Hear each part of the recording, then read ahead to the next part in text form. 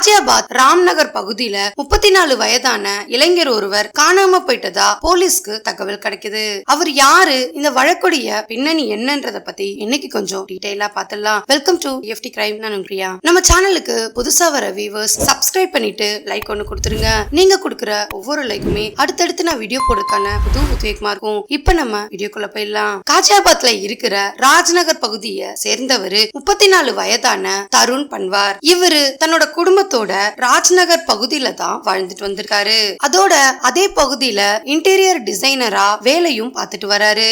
இவருக்கு சில ஆண்டுகளுக்கு முன்னதா ஒரு பெண் கூட திருமணமும் நடந்திருக்கு. திருமணத்துக்கு பிறகு தன்னோட மனைவி கூட வாழ்க்கைய நடத்திட்டு வந்த தருணுக்கு அவருக்கு ஒரு மகன் பிறந்ததா சொல்லப்படுது. குழந்தை பிறந்த சில வருடங்கள்லயே தருணுக்கும் அவருடைய மனைவிக்கும் கருத்து வேறுபாடு ஏற்பட ஆரம்பிச்சிருக்கு.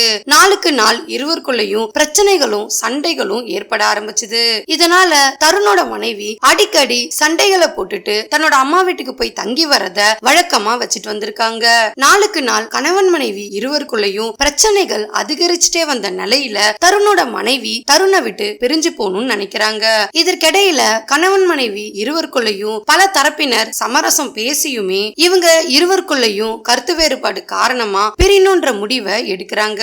அவங்க நினைச்சபடியே நீதிமன்றத்தை நாடி இருவருமே விவாகரத்தும் வாங்கிக்கிறாங்க.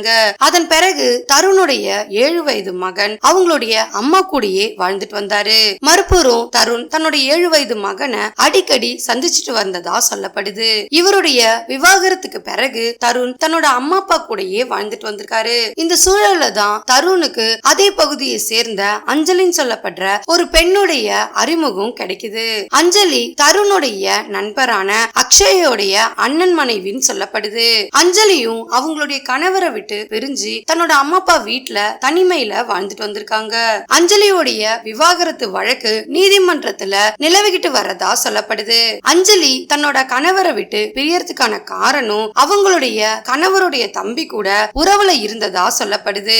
இதனாலேயே அஞ்சலிக்கும் அவருடைய கணவருக்கும் கருத்து வேறுபாடு ஏற்பட்டு பிரியறதுக்கான காரணமா இருந்து வந்திருக்கு.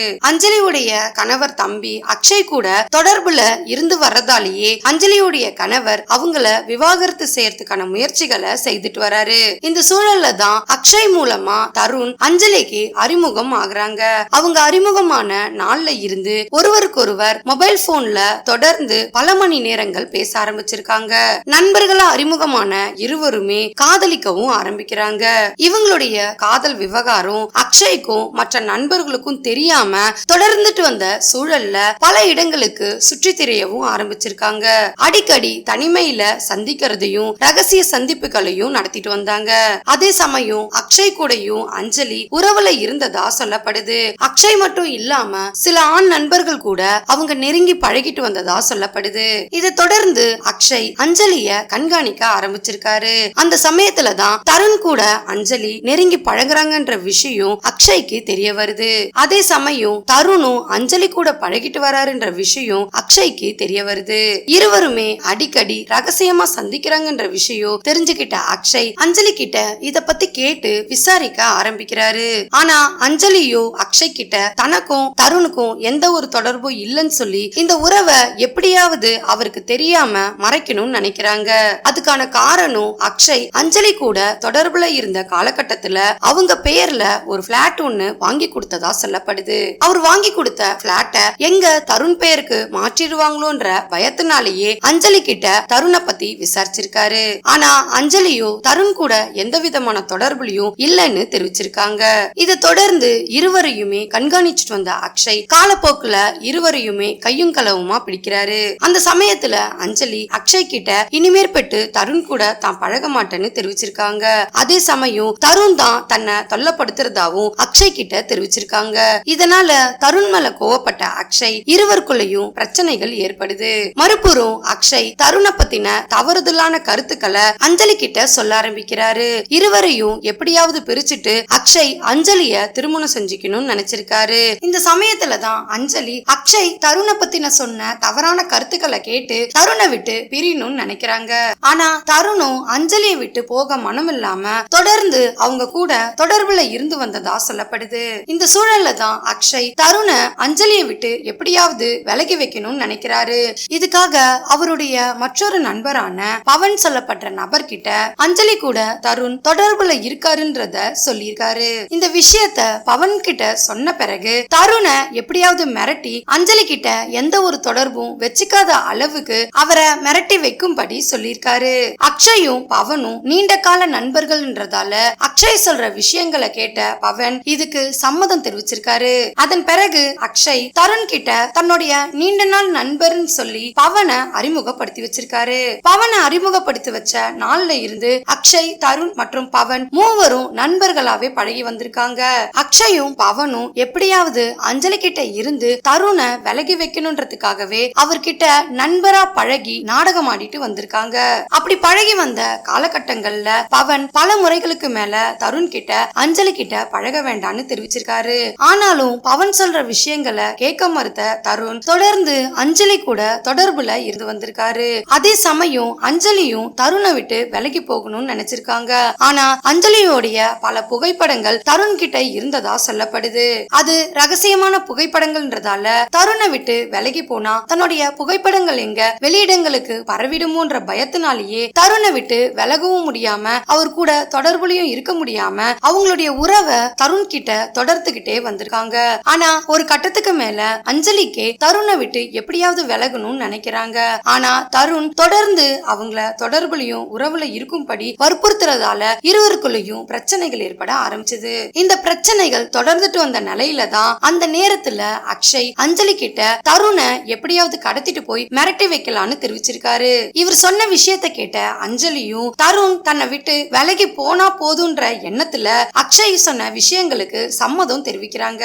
அந்த சமயத்துல தான் அக்ஷய் மற்றும் அஞ்சலி, பவன் மூவரும் சேர்ந்து தருணை கடத்தி அவரை மிரட்டணும்னு நினைக்கிறாங்க. இந்த திட்டத்தை செயல்படுத்த மற்றும் இரு நண்பர்கள் வேணும்ன்றதால பவனுடைய மற்றொரு இரு நண்பர்களையும் இந்த திட்டத்துக்கு சேர்த்துக்கிறாங்க. அவரை கடத்துறதுக்கான சரியான நேரம் பார்த்துட்டு இருந்த இந்த மூவருமே ஆகஸ்ட் 16ஆம் தேதி தருணுக்கு கால் பண்றாங்க. அப்படி கால் பண்ணவங்க பவனுடைய மற்றொரு நண்பருக்கு வீட்டுக்கு இன்டீரியர் டிசைனிங் செய்து கொடுக்கணும்னு தெரிவிச்சிருக்காங்க.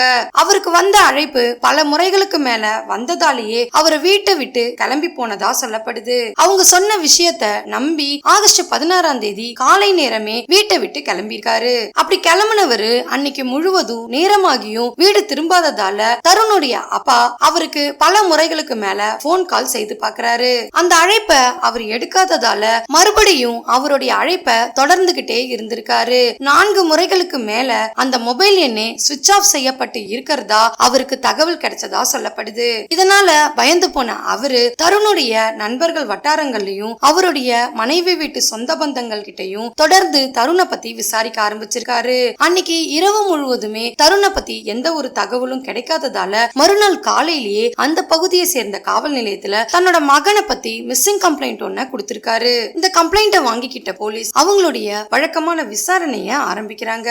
போலீஸோடைய ஆரம்ப கட்ட விசாரணையில தருணுக்கு ஏற்கனவே விவாகரத்து ஆனதால அவருடைய மனைவி வீட்டாருக்கும் இவருக்கும் ஏதாவது பிரச்சனைகள் இருக்குமோன்ற கோணத்துல விசாரணைய நடத்தி பார்த்திருக்காங்க. அங்க நடத்தப்பட்ட விசாரணையில போலீஸ்க்கு தேவையான எந்த ஒரு தகவலும் கிடைக்காததால தருணுடைய உறவினர்கள் வட்டாரங்கள்லயும் நண்பர்கள் வட்டாரங்கள்லயும் தொடர்ந்து விசாரணைய நடத்த ஆரம்பிச்சிருக்காங்க. அப்படி நடத்தப்பட்ட விசாரணையில தருணுக்கு ஆகஸ்ட் 16ஆம் தேதி வந்த அழைப்ப முழுவதுமா ஆய்வுக்கு உட்படுத்திருக்காங்க. அப்படி நடத்தப்பட்ட ஆய்வுல தருணுக்கு அவர் காணாம போன அன்னைக்கு காலை நேரத்துல வந்த காலுக்கு பிறகுதான் அவர் வீட்டை விட்டு கிளம்பியிருக்காருன்றது போலீஸ்க்கு தெரிய வருது. இதுக்காக அந்த காலை ஆய்வுக்கு உட்படுத்திருக்காங்க. அப்படி ஆய்வு செய்யப்பட்ட அந்த அழைப்பு ஒரு போலியான சிம் கார்டை பயன்படுத்தி தருணை அந்த நம்பர்ல இருந்து தொடர்பு கொண்டு இருக்காங்கன்றது போலீஸ்க்கு தெரிய வருது.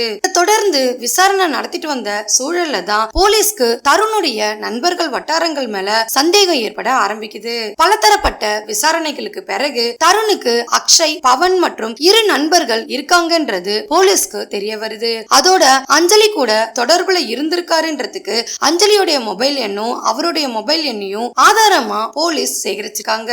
இதனால அஞ்சலி மேல சந்தேகப்பட்ட போலீஸ் அவங்கள அதிரடியா கைது பண்ணிருக்காங்க. அவங்க கிட்ட நடத்தப்பட்ட விசாரணையில தருணை தன்னுடைய வாழ்க்கையை விட்டு விலகி இருக்கும்படி பல முறைகளுக்கு மேல அறிவுரைகள் சொல்லியும் அவர் கேட்காம தொடர்ந்து எனக்கு தொல்லைகள் கொடுத்ததாலேயே தன்னுடைய நண்பர்கள் உதவியோட அவரை கொலை செய்துட்டதா போலீஸ் கிட்ட அதிரடியான ஒரு வாக்குமூலத்தை கொடுத்திருக்காங்க. இதை கேட்டு அதிர்ந்து போன தருணுடைய குடும்பத்தினர் தன்னோட மகனை கொலை செய்யறதுக்கான தேவை என்னவா இருக்கும்னு கேள்வி எழ ஆரம்பிச்சது. அஞ்சலி கிட்ட நடத்தப்பட்ட முழு விசாரணைக்கு பிறகுதான் தருணுடைய கொலை சம்பவத்துல பவன் மற்றும் அக்ஷயோடைய தலையீடு இருக்குன்றது போலீஸ்க்கு தெரிய வருது. அஞ்சலி கொடுத்த வாக்குமூலத்தின் அடிப்படையில அக்ஷயையும் பவனையும் அதிரடியா போலீஸ் கைது பண்றாங்க. அவங்க கிட்ட தொடர் விசாரணைகள் நடத்தப்பட்டு இருக்கு. அக்ஷய் கிட்ட நடத்தப்பட்ட விசாரணையில அஞ்சலிக்கு தான் சொந்தமா ஒரு பிளாட் வாங்கி கொடுத்ததாவும், ஆனா அஞ்சலி தருண் கூட பழகிட்டு வந்தது தனக்கு பிடிக்கலன்றதையும் தெரிவிச்சிருக்காங்க. அஞ்சலி தருணை விட்டு விலகி வந்தாலும் தருண் அஞ்சலியை விட்டு விலகாம அவங்க கூட உறவு தொடர்ந்துட்டு வந்ததாலேயே தருணை கொலை செய்ய வேண்டிய கட்டாயத்துக்கு தள்ளப்பட்டதா தெரிவிச்சிருக்காரு. ஆகஸ்ட் 16ஆம் தேதி அன்னைக்கு காலை நேரமே தருணுக்கு பவன் கால் பண்ணதா சொல்லிருக்காரு. அப்படி கால் பண்ணவரு மோர்டா கிராமத்துல இருக்கிற ஒரு வீட்ல இன்டீரியர் டிசைனிங் பண்ணணும்னு தெரிவிச்சிருக்காரு. அவர் சொன்ன விஷயத்த நம்பி தருணும் மோர்டா கிராமத்துக்கு அவருடைய கார் எடுத்துக்கிட்டு வந்திருக்காரு. அப்படி வந்தவரு அவங்க சொன்ன முகவரிக்கு இந்த கார் அந்த தெரு வழியா போக முடியாத சூழல்ன்றதால பாதியிலேயே அந்த காரை நிறுத்திட்டு அந்த இடத்துல இருந்து சில மீட்டர் தொலைவு வரைக்கும் நடந்தே அவங்க சொன்ன முகவரிக்கு வந்திருக்காரு. அந்த முகவரியில அக்ஷய் மற்றும் பவன் மற்றும் இரு நண்பர்கள் சேர்ந்து மது அருந்திட்டு இருந்ததா சொல்லப்படுது. அந்த இடத்துக்கு வந்த தருணும் தன்னோட நண்பர்கள் கூட சேர்ந்து அவருக்கு மதுவை ஊத்தி கொடுத்ததுக்கு பிறகு அக்ஷய் மற்றும் பவன் தருண் கிட்ட பேச்சுவார்த்தைகளை நடத்திருக்காங்க. அஞ்சலியை விட்டு விலகி போகும்படி சொல்லியிருக்காங்க. இதுக்கு மறுப்பு தெரிவிச்ச தருண் அவங்க கிட்ட வாக்குவாதத்துல ஈடுபட ஆரம்பிக்கிறாரு. இதை தொடர்ந்து அங்க இருந்த நால்வரும் சேர்ந்து தருணை கட்டி போட்டதா சொல்லப்படுது. இதை தொடர்ந்து அவர்கிட்ட மிரட்டல்களை விட்டுட்டு வந்தாரு. இதுக்கு அடிப்படையாத தருண் இந்த நால்வர்கிட்டயுமே தொடர்ந்து பிரச்சனைகளை செய்து வந்திருக்காரு. இதனால ஆத்திரம் அடைஞ்ச பவன் தருணுடைய கழுத்து பகுதியிலேயே தாக்கியிருக்காரு. அதோட அவருடைய பின்தலை பகுதியில அக்ஷய் பலமா தாக்கியிருக்காரு. இவங்க தாக்குதல்ல இருந்து தப்பிக்க முடியாத தருண் அந்த இடத்திலேயே ரத்த வெள்ளத்துல இறந்து போறாரு. இவர் இறந்துட்டாருன்றத உறுதிப்படுத்திக்கிட்ட நால்வரும் தருணுடைய உடலை எப்படியாவது மறைக்கணும்னு நினைக்கிறாங்க. இதுக்காக அவருடைய உடலை அன்னைக்கு முழுவதுமே அந்த வீட்டுக்குள்ளேயே வச்சிருந்திருக்காங்க.